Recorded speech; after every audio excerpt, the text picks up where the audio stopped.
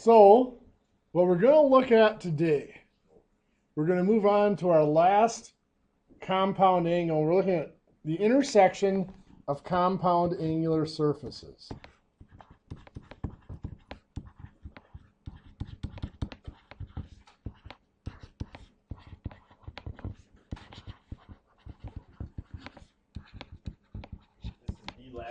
This is the last thing as far as these compound angles.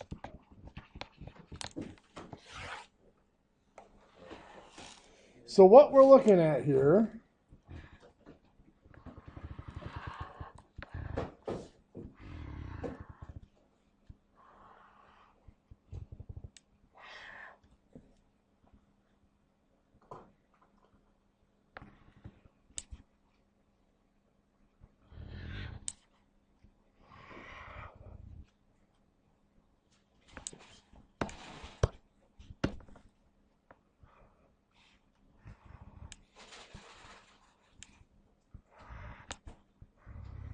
is something like this, where you've taken a block and you've machined off this corner on the top on that side and this corner on top on that side. And what we're going to be looking at today is this surface here, that edge. And we are going to be finding for that edge an angle of rotation and an angle of tilt. The tilt is just, well, the angle that we're going to find is not necessarily an angle of tilt, but it's going to be, if this is drawn flat, this is our angle of tilt right here. So that's going to be the angle of tilt we're going to find. If we're looking at it from the top,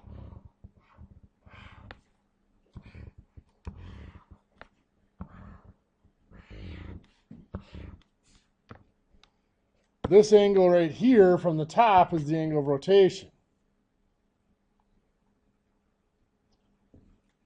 Now, so you could just say, in that side view, it's that whole T is bisecting angle R. nope, it's not. R is if you're just looking at it from the top view, from a flat. R would actually be right here. Yeah, that's Yeah. This here is going right across the surface flat. R is laying flat down on the surface, and T is standing straight up. So they actually make a right angle with each other.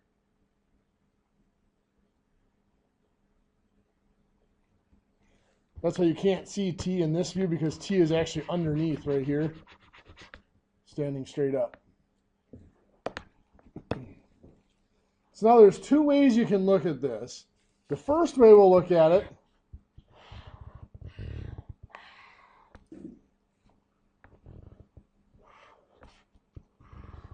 we're going to be given dimensions here. So we're going to be given that this is 0.8 inches. This is 0.5 inches. And the overall dimension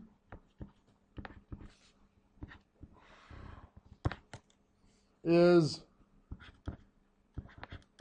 1.9 inches and 1.2 inches. Well, the only piece of this that we're really concerned about is this little block right there. And when we look at that little block there, and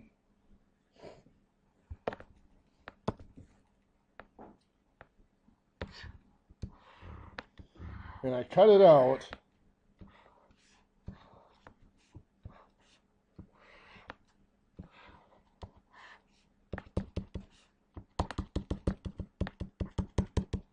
this problem becomes the exact same problem we started working on 2 weeks ago.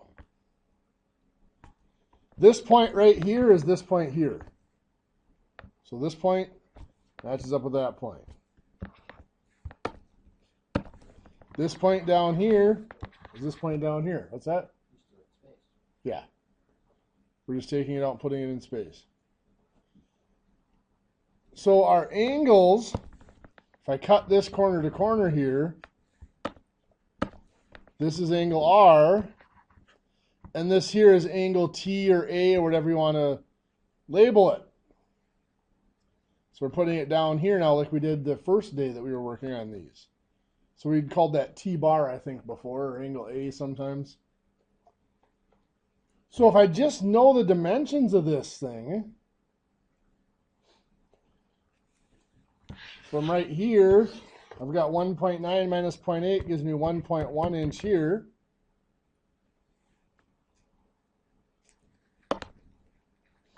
From here at 1.2 minus 0.5 gives me 0.7 inches here. The only dimension I haven't been given, and I need a different view for that,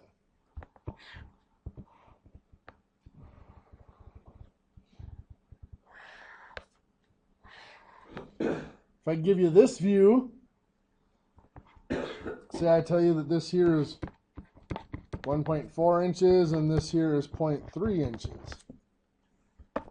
Subtracting those tells me that this height here is 1.1 inch.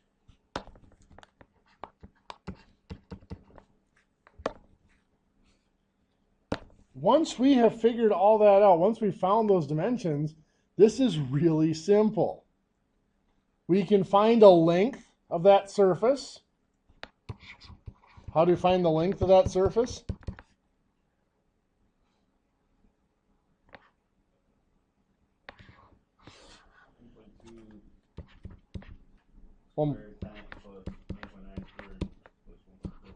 Careful. 1.1 squared plus 0.7 squared plus 1.1 squared, right? It's the dimensions we put down here after we've subtracted out.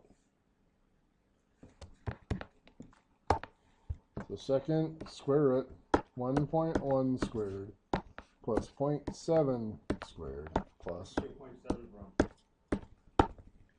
0.7 was from the 1.2 minus the 0.5.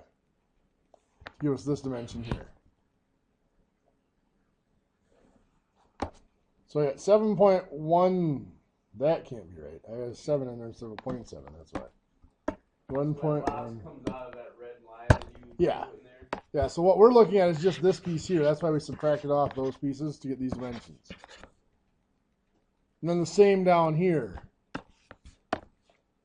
The box only goes down this far. That's why we took 1.4 minus 0.3 to get that dimension. So literally, if I look up here, this surface here is this corner-to-corner thing here. So that goes back to exactly what we were looking at that first day we were looking at these. Very similar to the drilling problems.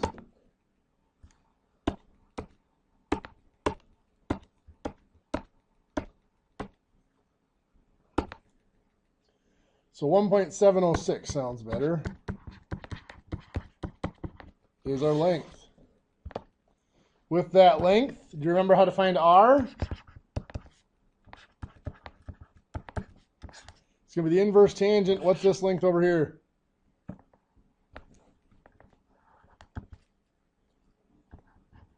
.7, right? Divided by, here's my right angle. This would be my adjacent side here of 1.1. So second tangent of 0.7 divided by 1.1. 32.47 degrees.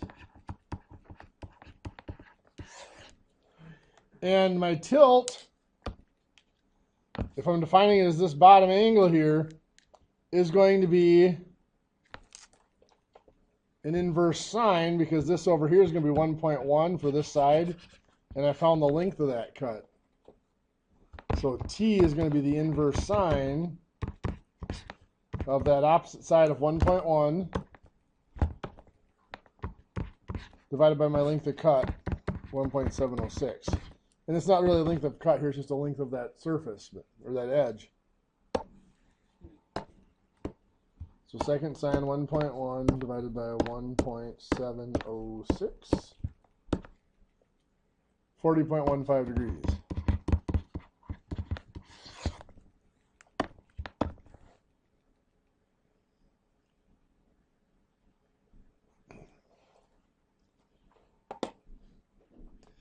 The other way we might see this problem, and again, we did this.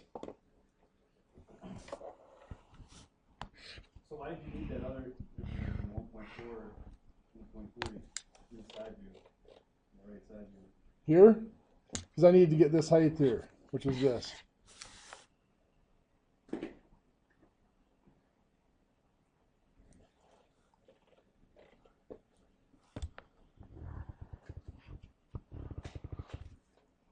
So now this time, instead of being given dimensions, I'm only going to be given angles.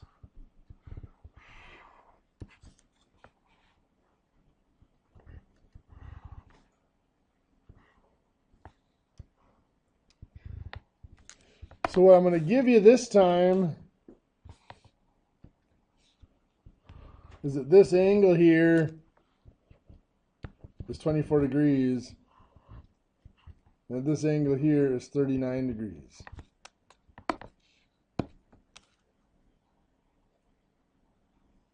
So now this is going to be just like what we did on about the second day we were doing these. We can't find a length of that edge anymore because we don't have any lengths given. All we have is the angles.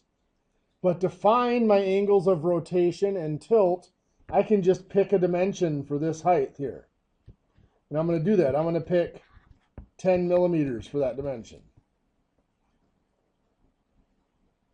Now I can find this length and this length based on that 10 millimeter dimension. Now again, these won't be the correct lengths, but the ratio of the lengths will be correct. And remember, the angles are determined by the ratio of the lengths, not the actual lengths themselves. You could use the formula too. So now for this up here, tangent of 24 equals 10. I'm going to call that A and this B. Equals 10 over A. So I've got 1 times 10 divided by tangent of 24.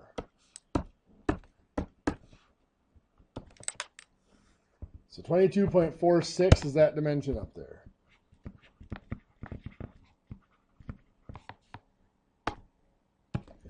Over here, it's tangent of 39 degrees equals 10 over B. So I put that over 1 and I cross multiply and divide. So it's 10 divided by the tangent of 39. 12.35.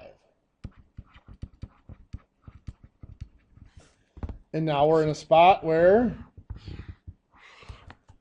we have exactly what we were just doing.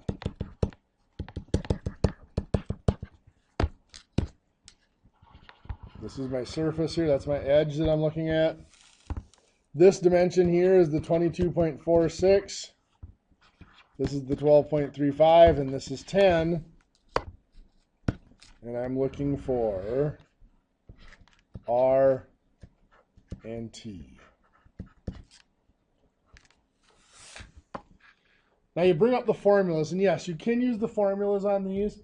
The problem with using the formulas is you need to understand what's going on in the problem as well, because in real life, they're going to change one little thing, and those formulas won't apply anymore.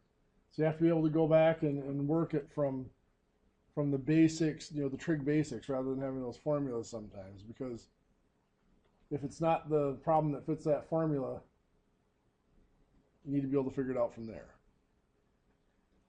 Okay, like I said, this pretty much review is just a different way of looking at it here, so I'm not going to spend much more time on it. Give you the homework and let you guys work on the homework. Tomorrow will be a test on this stuff. So what we've had over the last couple of weeks. So there will be compound angle drilling.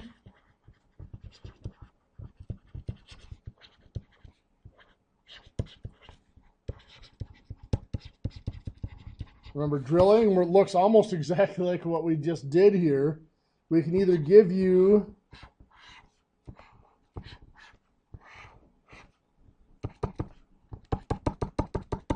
those dimensions like I just did, here, here, and here. Or they might give you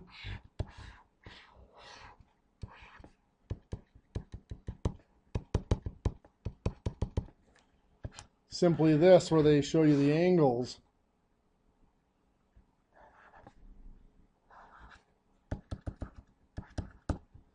They just give you that angle.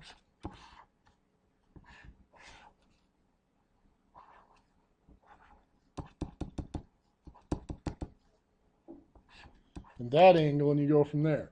And remember, when you're given just the angles, you can pick a depth if you want to, or you can use the formulas. Now, I might actually just give you a depth to make it so that you don't have to guess one, to make it a little bit easier for you.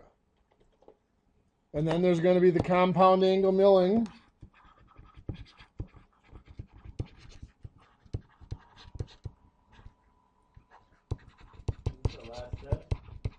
This is going to be your last test. There might be one more quiz next week, but this will be your last test. In the compound angle milling, you call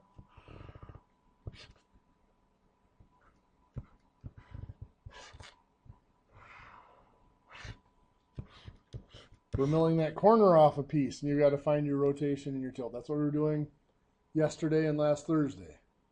And then we've got the intersection of compound angles from today. So in your packet, page 416 to 418, 1 through 13, the odds should cover this intersection of angular surfaces. What'll happen next week, actually, tomorrow will be the test. Remember, Thursday this week I'm not going to be here because I'm gone into Richmond for the day. Next week, Monday, Tuesday I may not be here because I may have to be gone for stuff. But Monday and Wednesday we're going to be going over statistics, basic statistics. We won't get time to do much as far as the process control and quality control stuff is, but give you a little bit of a basic introduction to statistics. So if you do a quality control training, at some point you understand the basic statistics behind it. When are you going to go next week? Next week there's a chance I'll be going on Tuesday. I'm not sure yet.